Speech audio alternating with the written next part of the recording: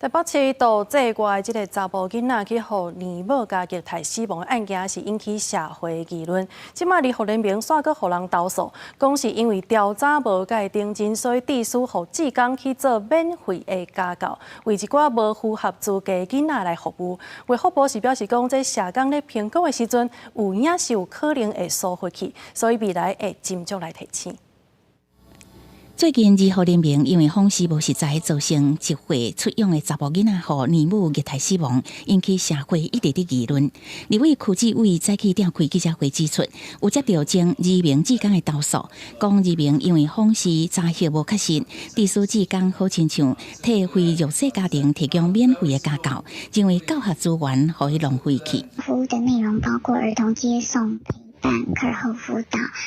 家教等等，但这个 case 让我觉得很难继续下去，主要是因为我后来都透过社工得知小朋友是自费学康，家庭的客观经济环境以及当初通报而服的原因，都让我觉得我再继续服务下去会造成资源排挤。立委区志伟质疑。 卫福部社家署为106年开始，针对儿少甲家庭社区的支持服务方案，将近8年来提供地方政府甲民间团体超过6亿的补助，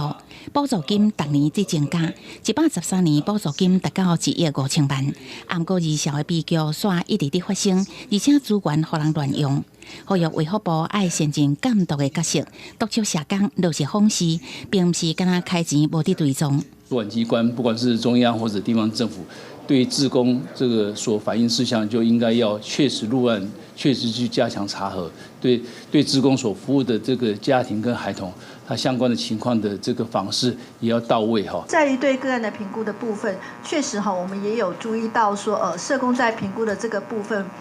有的时候可能会只偏重说是在对家庭成员的一个访视，所以如果能够更多元的去了解到这个家庭相关的资讯，包含了学校这边或者是邻里长，绝对是有帮助。社家署表示，未来会透过教育训练，也是业务联络会议，提醒引导社工访视评估的时阵，都爱多元收集资讯，通了解是毋是符合着相关福利的资格。